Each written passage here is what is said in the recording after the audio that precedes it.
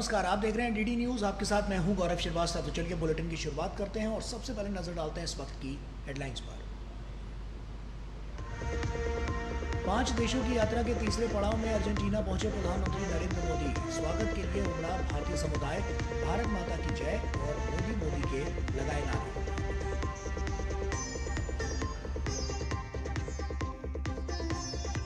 अंतर्राष्ट्रीय दिवस पर गुजरात को मिला देश का पहला राष्ट्रीय स्तर का सहकारी विश्वविद्यालय। केंद्रीय गृह मंत्री अमित शाह ने किया भूमि पूजन। कहा ये यूनिवर्सिटी सहकारिता क्षेत्र में नीति निर्माण, डेटा विश्लेषण, सहकारिता विकास की रणनीति और अनुसंधान का करेगी कार्य।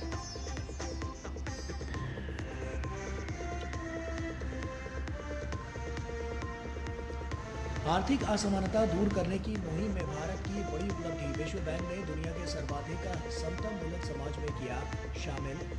आय समानता में विश्व में चौथे स्थान पर भारत।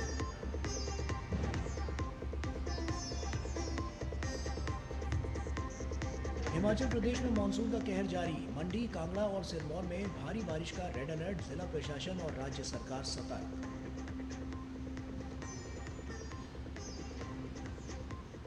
और भारत और इंग्लैंड के बीच बर्मिंघम टेस्ट का चौथा दिन आज। तीसरे दिन का खेल खत्म होने तक दूसरी पारी में भारत की इंग्लैंड पर 244 रनों की बढ़त।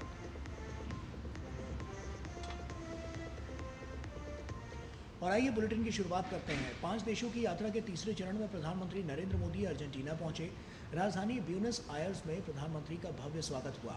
प्रधानमंत्री वहां के राष्ट्रपति के साथ द्विपक्षीय वार्ता करेंगे। दोनों देशों के बीच सहयोग बढ़ाने की दिशा में पीएम का ये दौरा बहुत महत्वपूर्ण है।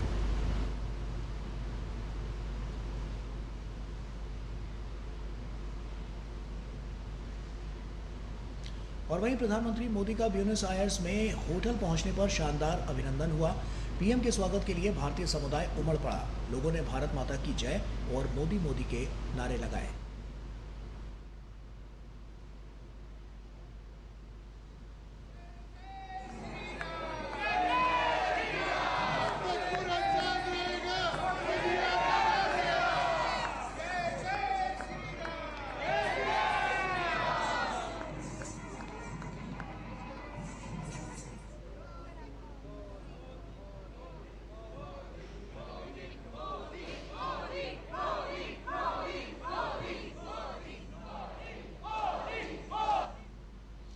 प्रधानमंत्री नरेंद्र मोदी अर्जेंटीना के दौरे पर हैं। राजधानी ब्यूनस आयर्स में बड़ी संख्या में मौजूद भारतीय प्रवासियों ने उत्साह के साथ प्रधानमंत्री नरेंद्र मोदी का भव्य स्वागत किया। प्रवासियों ने पारंपरिक संगीत और नृत्य के माध्यम से भारतीय संस्कृति का प्रदर्शन किया। आइए देखते हैं ये खास रिपोर्ट। प्रधानमंत्री नरेंद्र मोदी का अर्जेंटीना में भव्य स्वागत हुआ है। केवल भारतीय और भारतवंशी ही नहीं, लेकिन जो अर्जेंटीना के लोग हैं वो भी काफी गर्मजोशी से उनका स्वागत करते हुए नजर आए हैं। हमारे साथ कई लोग मौजूद हैं, लेकिन सबसे पहले उनसे बात करते हैं जो अर्जेंटीना के निवासी होने के बावजूद भी एक तरह से भारतीय संस्कृति को उनके सामने पेश करते हैं। Anandini, first of all thank you for joining us on Doordarshan. First of all, tell us that what sort of dance performance was this that you presented in front of Prime Minister Modi? Namaskar. We feel honored to present Ammalari. It's a very traditional piece. There are 3 different dancers of different styles, so having this opportunity is something unique in our life. He's such an important personality in the world. आज देखिए यहाँ पे भारत में कई जो राज्य है वहाँ से कई लोग जो है अर्जेंटीना में बसे हुए हैं। कोई असम से है, कोई महाराष्ट्र से, कोई गुजरात से है। लेकिन आज यहाँ जो अर्जेंटीना वासी हैं वो एक तरह से आप कह सकते हैं, जो भारतवंशी यहाँ क्यों कह सकते हैं कि हम लोग इंडिया से हैं। और ये लोग आज यहाँ पे कुछ गुनगुना रहे हैं कि वंदे मातरम, वंदे मातरम, सुजला सुफला मलय शीतला सस्य श्यामला मातरम, वंदे मातरम, भारत माता की जय। और वहीं इस दौरान प्रधानमंत्री नरेंद्र मोदी ने भारत को जानो पहल के विजेताओं से भी मुलाकात की। भारत को जानो जो कि प्रधानमंत्री नरेंद्र मोदी ने जिसकी शुरुआत की थी, तो उसके जो विनर्स हैं, पार्टिसिपेंट्स हैं, वो यहाँ हमारे साथ में मौजूद हैं। Ma'am, you all are the participants and the winners of the Bharat Ko Jano contest. I would like to know from you that what is that unique thing about India that you like the most? We really, since we traveled to India, we fell in love with the food, with the people, with the culture, with everything. We wish to come back again, and we are very happy to share with Mr. Prime Minister this moment. India, for me, is the most important is its people and its culture. But the people are great. I am visual artist.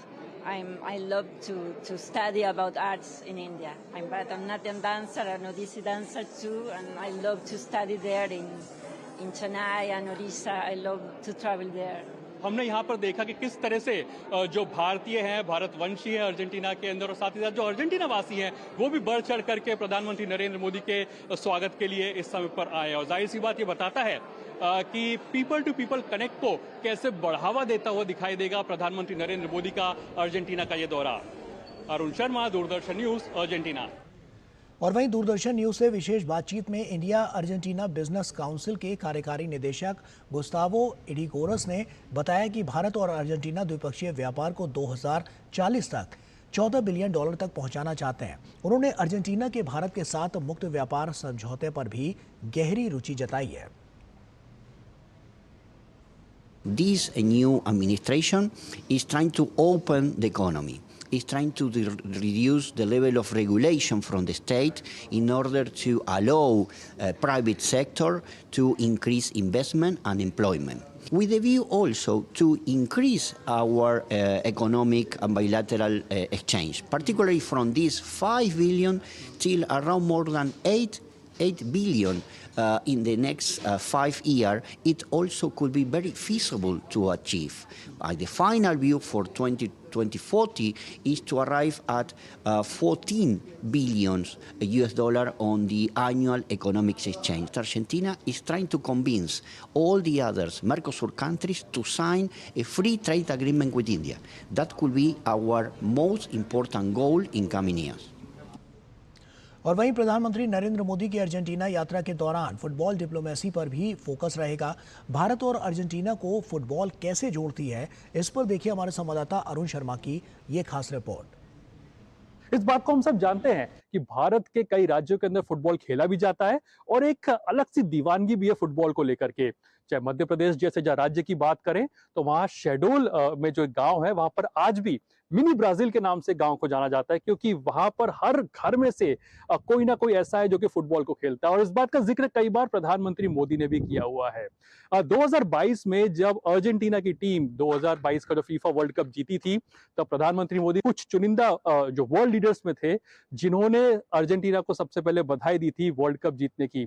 इस बात को दर्शाता है कि जैसे भारत के लोग आज भी अर्जेंटीना को चीयर अप करते हैं जहां तक फुटबॉल की बात आती है। और साथ ही साथ जब लेक्स फ्रीडमैन के साथ में पॉडकास्ट हुआ था प्रधानमंत्री मोदी का, तो उन्होंने इस बात का भी जिक्र किया था कि कैसे उनके ऑल टाइम फेवरेट जो अर्जेंटीना के जो डिएगो मैराडोना है वो उनके ऑल टाइम फेवरेट हैं। ये भी इस बात को दर्शाता है कि प्रधानमंत्री नरेंद्र मोदी और फुटबॉल के प्रति उनका जो आकर्षण है वो काफी ज्यादा है। 2023 में भी जब जो अर्जेंटीना के तत्कालीन विदेश मंत्री जब भारत में आए थे, तो उन्होंने भी प्रधानमंत्री नरेंद्र मोदी को अर्जेंटीना फुटबॉल टीम की ऑफिशियल टी शर्ट, जो मेसी टी शर्ट है, वो भी एक तरह से भेंट की थी। तो ये दिखाता है कि कैसे फुटबॉल जो है दोनों देशों को बांधता है।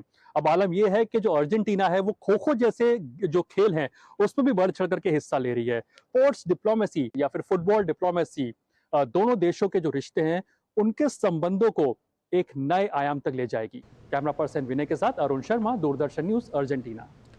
और वहीं इससे पहले त्रिनिदाद और टोबैगो व भारत के बीच प्रतिनिधि मंडल स्तरीय वार्ता हुई। वार्ता में प्रधानमंत्री कमला प्रसाद बिसेसर और प्रधानमंत्री नरेंद्र मोदी ने आपसी साझेदारी को और प्रगाढ़ करने पर चर्चा की।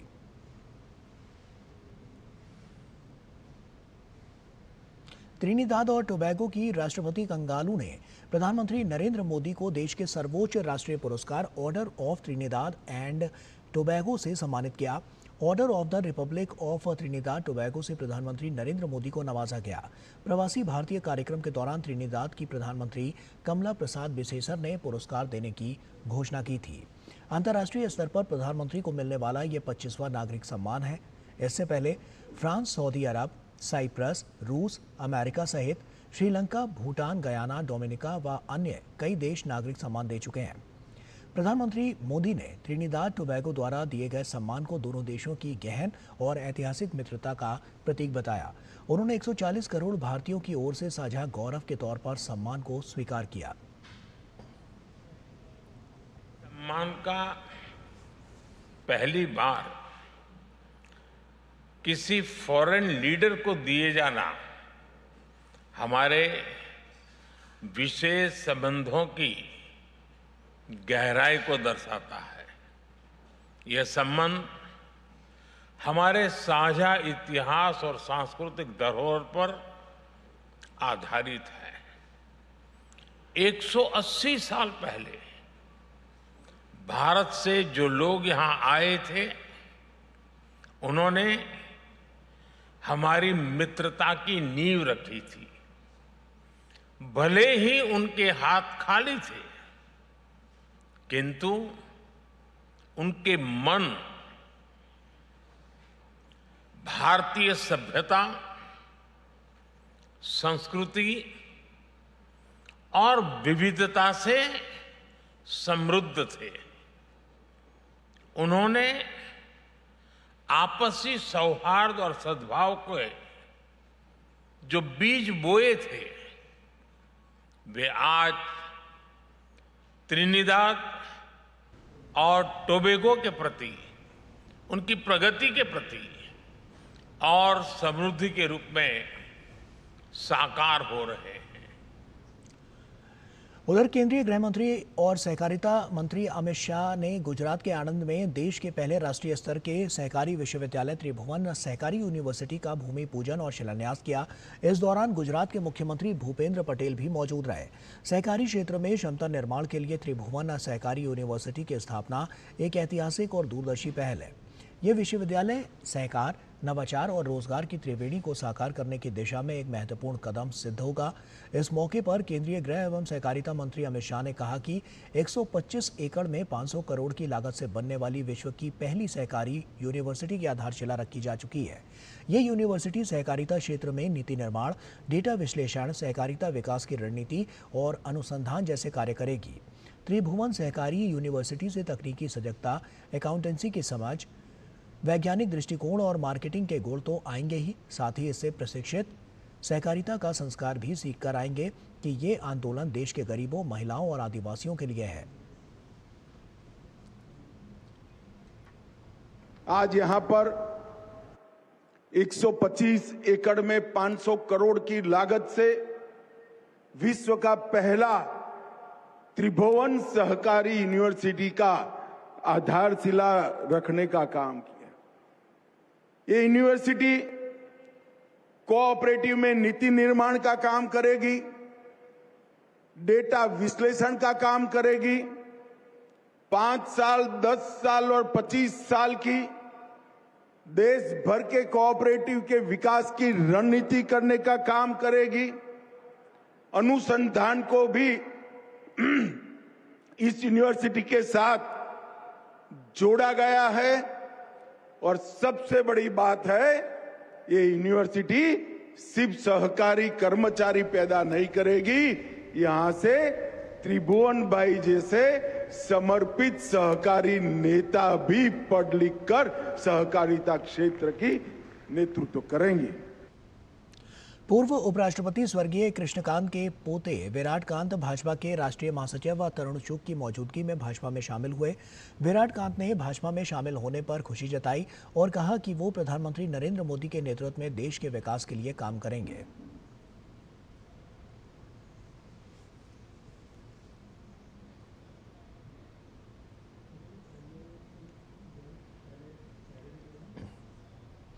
और वहीं प्रधानमंत्री नरेंद्र मोदी ने उत्तर प्रदेश के संभल में हुई दुर्घटना पर गहरा दुख व्यक्त किया है और प्रत्येक मृतक के परिजनों को 2 लाख रुपए की अनुग्रह राशि देने की घोषणा की है।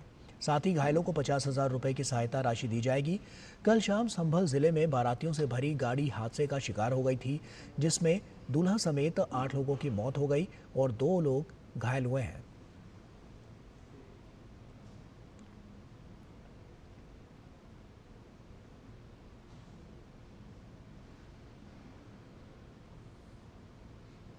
हादसे पर संभल के एसपी संभल कृष्ण कुमार विश्नोई ने बताया है कि 5 लोगों की मौके पर ही मौत हो गई थी, जबकि 3 लोगों ने अस्पताल में दम तोड़ा।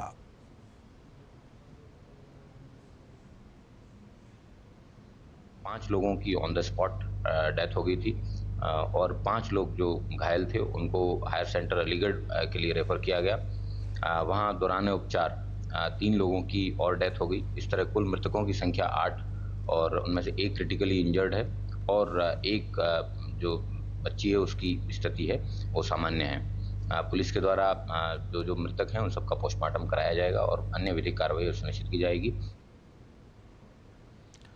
और रामगढ़ जिले के मांडू प्रखंड क्षेत्र में बड़ा हादसा हुआ है। महुआ टुंगरी में सीसीएल के कर्मा प्रोजेक्ट के नजदीक वन भूमि में अवैध उत्खनन के दौरान बीती रात एक चाल धंस जाने से 4 लोगों की मौत हो गई है। वहीं 8 से 10 लोगों के मलबे में दबे होने की खबर है।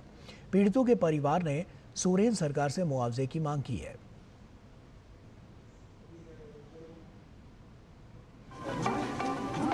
माइंस के अंदर में चाल धंसने से 4 लोग का घटनास्थल पर ही मृत्यु हो गई। अगर 4 दीवारी किए रहते, तार का घेराबंदी किया हुआ रहता तो शायद कहाँ से नहीं घुसता।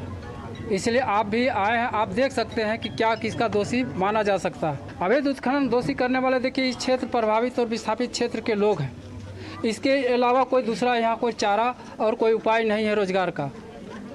तो रोजगार करने वाला तो कुछ ना कुछ चाहेगा ही कि हमारा कहाँ से क्या पेट अपना चले।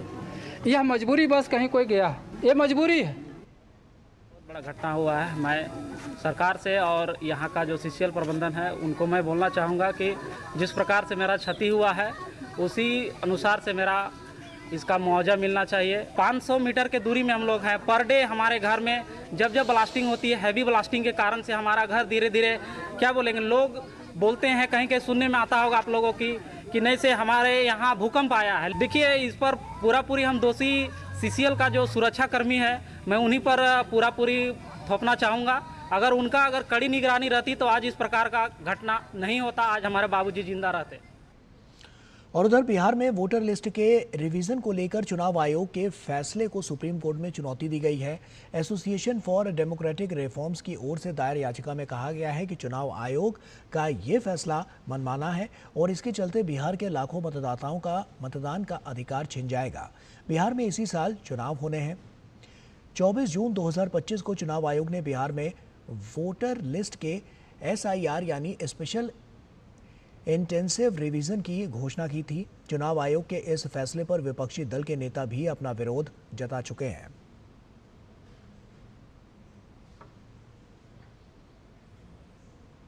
बिहार की राजधानी पटना में अपराधियों ने बिजनेसमैन और मगध अस्पताल के मालिक गोपाल खेमका की गोली मारकर हत्या कर दी है।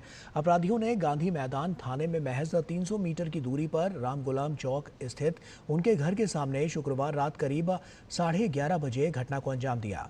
गोपाल खेमका रात बाकीपुर क्लब से अपने घर लौटे थे। जैसे ही वो अपनी गाड़ी का गेट खोलकर उतर रहे थे, 2 बाइक सवार अपराधियों ने उनके सिर में गोली मार दी। घटना के बाद खेमका को तुरंत अस्पताल ले जाया गया, जहां डॉक्टरों ने उन्हें मृत करार दे दिया। बता दें कि ये पहली बार नहीं है जब खेमका परिवार को इस तरह का बड़ा झटका लगा है। 20 दिसंबर 2018 को भी गोपाल खेमका के बेटे गुंजन खेमका की गोली मारकर हत्या कर दी गई थी। उस समय इस हत्याकांड की साजिश बेऊर जेल से रची गई थी। पनाश के पास ये अपार्टमेंट्स हैं, एग्जीबिशन रोड के पास में, गांधी मैदान साउथ साइड, जहाँ पे एक मशहूर बिजनेसमैन जो हैं पटना के, उनको गोली लगने से उनकी मृत्यु हो गई है।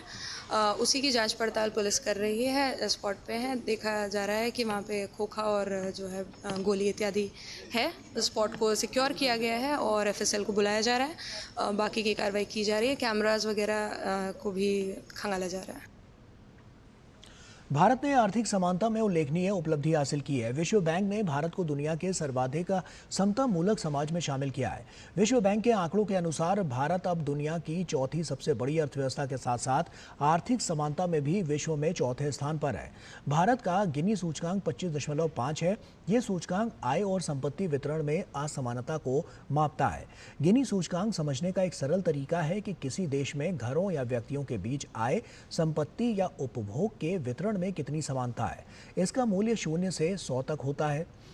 0 स्कोर का अर्थ पूर्ण समानता है, यानी आय आदि समान रूप से सभी लोगों के बीच वितरित हो रही है।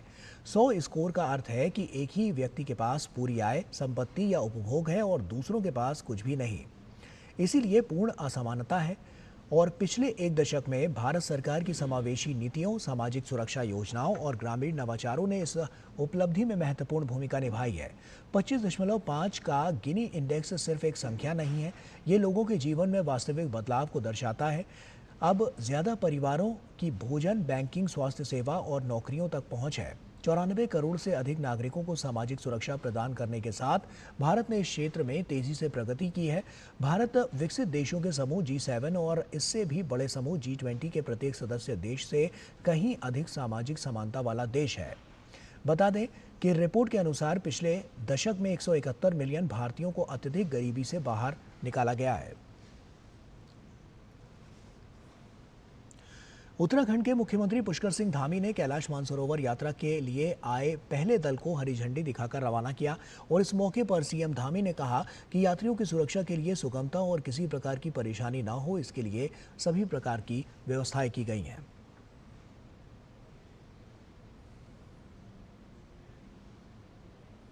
यहाँ मां पूर्णागिरी के धाम पर मुख्य पड़ाव बनाया गया है और हर बार यात्रा का संचालन अब यहाँ से हुआ करेगा और उसके बाद पूरे मानसखंड की यात्रा भी वो लोग करेंगे। जाते समय जहाँ एक मार्ग है, आते समय उनको दूसरा मार्ग चौकौड़ी, अपना जागेश्वर धाम और कैंची धाम होते हुए वो यात्रा के दूसरे पड़ाव को पूरा करेंगे। मैं सबकी यात्रा की सफलता की कामना करता हूँ कि भगवान महादेव सब पर कृपा करें, उनकी मनोकामना पूर्ण करें, उनकी यात्रा सहज हो, सरल हो, सुलभ हो और सुरक्षित हो। श्री अमरनाथ यात्रा के मार्ग में बड़ा हादसा होने से टल गया। पहलगाम काफिले के आखिरी वाहन के नियंत्रण खो जाने से 4 अन्य गाड़ियां क्षतिग्रस्त हो गईं। ये दुर्घटना चंद्रकोट लंगर स्थल के पास हुई, जिसमें 36 यात्रियों को मामूली चोटें आई हैं। राहत की बात यह है कि घटनास्थल पर पहले से ही मौजूद प्रशासन के लोगों ने घायलों को तुरंत रामबन के सरकारी अस्पताल पहुंचाया। रामबन के डिप्टी कमिश्नर ने बताया है कि इलाज के बाद यात्रियों को उनकी आगे की यात्रा के लिए अन्य वाहनों में बिठाकर रवाना कर दिया गया है। चंद्रकोट लंगर साइट है जो वहाँ कुछ बसेस आके तो जब वहाँ यात्री उतर रहे थे गाड़ियों से, तो एक गाड़ी की ब्रेक फेल हो गई, तो उसने आगे स्टैंडर्ड जो 4 गाड़ियाँ आगे खड़ी थी तो उसने एक दूसरे हिट किया, तो गाड़ियाँ आपस में टकराई।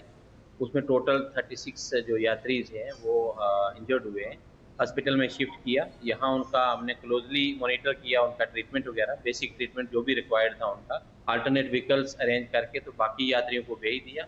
ये जो यात्री माइनर इंजरीज वाले थे तो इनके लिए भी हमने गाड़ी लगाई है, तो अब ये भी आगे यात्रा के लिए जाए। और वहीं बर्मिंघम टेस्ट का चौथा दिन है। शानदार बल्लेबाजी और गेंदबाजी की बदौलत टेस्ट पर भारत की पकड़ मजबूत हो गई है। तीसरे दिन का खेल समाप्त होने तक टीम इंडिया ने दूसरी पारी में 13 ओवर में 1 विकेट खोकर 64 रन बनाए। आउट होने वाले खिलाड़ी यशस्वी जायसवाल ने 28 रन बनाए। वहीं केएल राहुल 28 और करुण नायर 7 रन बनाकर नाबाद हैं। इस तरह पहली पारी के आधार पर भारत ने 244 रनों की बढ़त बना ली है। इससे पहले इंग्लैंड की टीम ने पहली पारी में 89.3 ओवर में 407 रन पर आउट हो गई। वहीं इंग्लैंड की ओर से जेमी स्मिथ और हैरी ब्रूक ने शतकीय पारी खेली। भारत के लिए मोहम्मद सिराज ने 6 और आकाशदीप ने 4 विकेट लिए। बीजिंग में आयोजित पैरा एशियन तीरंदाजी चैंपियनशिप की W1 कैटेगरी में भारत के नवीन दलाल और नुरुद्दीन ने टीम इवेंट में कांस्य पदक जीता। वहीं पूजा नारा और भावना ने भी टीम इवेंट में कांस्य पदक जीतने में कामयाबी पाई।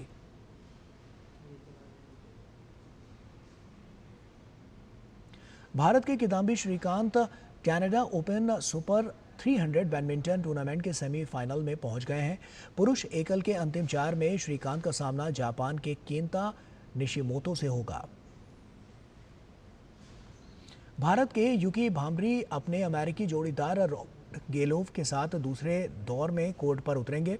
भारतीय अमेरिकी जोड़ी का सामना पुर्तगाली अमेरिकी जोड़ी से होगा। विंबलडन में युवा टेनिस स्टार कार्लोस अल्कराज ने प्री क्वार्टर फाइनल में जगह बना ली है। तीसरे दौर में स्पेन के कार्लोस अल्कराज ने जर्मनी के लेनॉर्ड स्ट्राफ को हराया।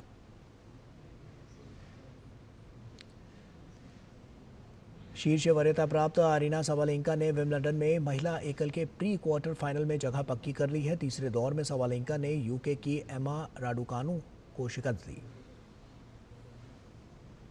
और इसी के साथ फिलहाल इस बुलेटिन में इतना ही। दीजिए इजाजत। नमस्कार।